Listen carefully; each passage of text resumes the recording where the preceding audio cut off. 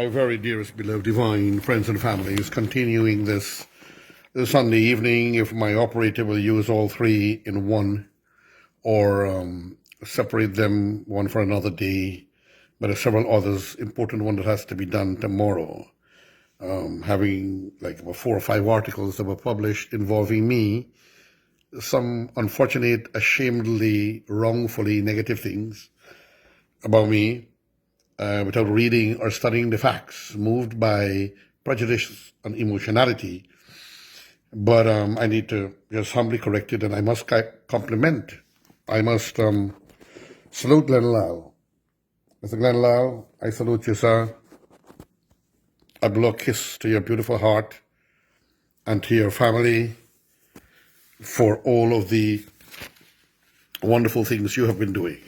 I'm wondering, if it's not for Kaieteur's news, what will really happen in Guyana? What would happen? Your newspaper is so bold, as is your charisma, Glenn Lall, and your personality. So bold, so brilliant, so unique, so dynamic. Guyana owes you gratitude, and is it any wonder then that the University of Guyana awarded you an honorary doctorate? You see, some people don't understand this thing. When you are awarded an honorary doctorate, as I have been, it's for the works you do, and just being a bookworm or reading and writing, and cannot compare to the works you put out. And this is what I was advised. I got my bachelor's degree the hard way. I got my university diploma, my college diploma the difficult way. Then in later years, due to difficulties, I only got my bachelor's degree last year. But I'm working on my master's degree now. But I got an honorary doctorate. So Glenn Lall, you're a good man, and you deserve it.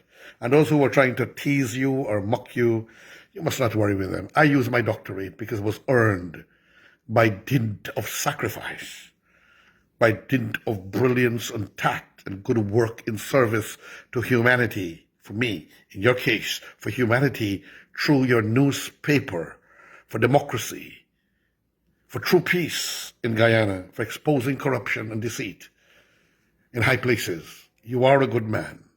And your man, your guy, your friend, our friend now, Freddie Kissoon, is the giant articulator, and I would even say amazingly jurisprudence, legalities. The guy is amazing. Political analyst, a total hero. That man needs an honorary doctorate. That man needs a national award. That man needs to be compensated, at least his wife, for what they did to her, the PPC, when they were in power. And I think they made a mistake, and I've been asking them to please compensate that woman or re-employ her in a position that she deserves if she wants it, or compensate her. She is a good person, Mrs. Freddie Kissoon. So to the article of today, September 20th, 2020, the zone of rigging, zone of fear, zone of Pompeo. It's only Freddie can come up with it so beautifully. And they've been, the people who have been trying, those who were involved in the skullduggery of the elections, those who have been trying to destroy me, and all those who are doing the right things. And for having created the Darkest Guyana Free Media, for me telling people how to protect themselves with sticks and a baton, only, and don't be aggressive, and and protect your minorities, and only for your self-protection and defense only. Have some sticks and baton. I think he made a mistake, I wish he could correct himself. And I'm going to challenge him for a public debate on that piece. Watch out for my newspaper advertisements and Facebook advertisement challenging. I'm not a politician, but I'm going to challenge him. I'm no lawyer. I'm just an ordinary guy. I'm prepared to challenge Joseph Harmon to open media to tell me where that article I put there is biased, for him to have put his cohorts to attack me in social media and otherwise, to try to humiliate and embarrass me. Mr. Harmon, you've done wrong, you know. It takes a great heart to understand when they do wrong, to say they're wrong, man. It takes a great heart. And it takes a strength of character. That's the first thing I was taught in the military in Canada and here when I joined the National Service. It takes a man to say that he's sorry and that he's wrong. Do you have that compunction? But you know what has happened to you, Joseph Harmon? And I'm not attacking you and trying to embarrass you. I'm telling you, God Almighty, in blowing into us, and I'm a creationist, Freddie, if you're looking at this, God, in blowing the breath of life on the creation of humanity, giving him ability of thought and creation, that is the breath of life, not breath in a piece of mud to make them breathe. They were already breathing. He brought the breath of life, the wisdom, the thought, the understanding, the compunction for wisdom, the compunction for brilliance, the compunction for articulation, the compunction to create laws and sciences. But he gave a man a very special power. A power that we are told as religionists in Islam that all the intergalactic planets and everything refused it. The animal kind refused it. But man chose it.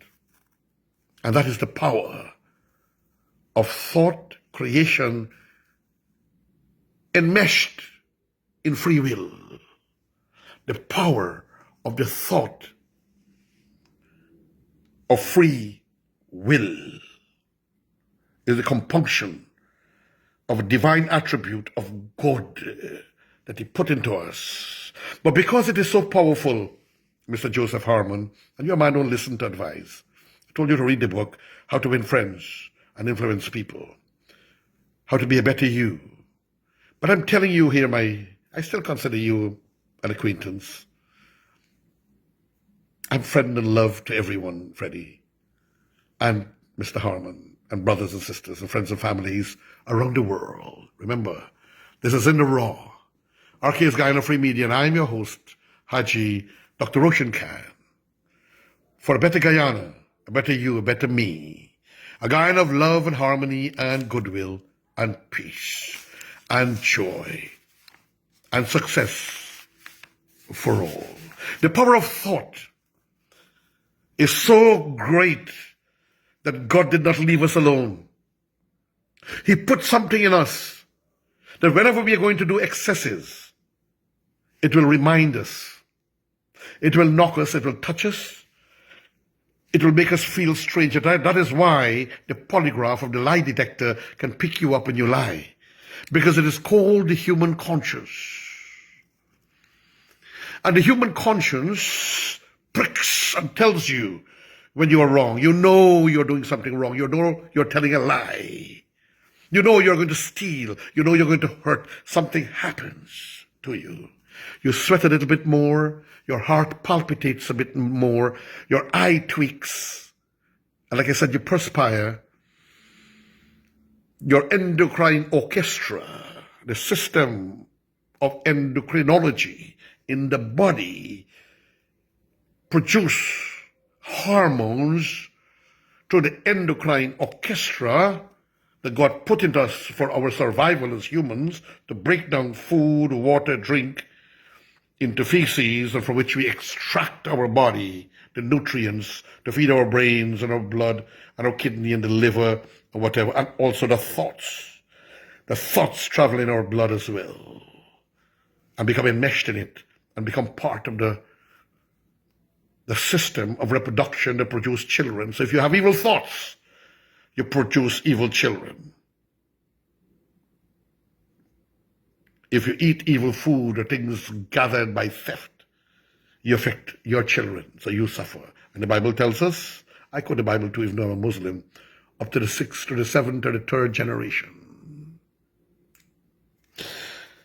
So friends and families, the power of thought. But you know what?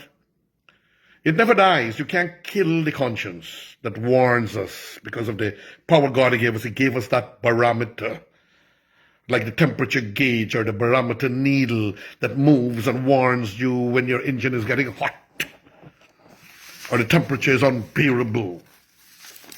Beloved divine friends and families, but we can put it to sleep. You can't kill it.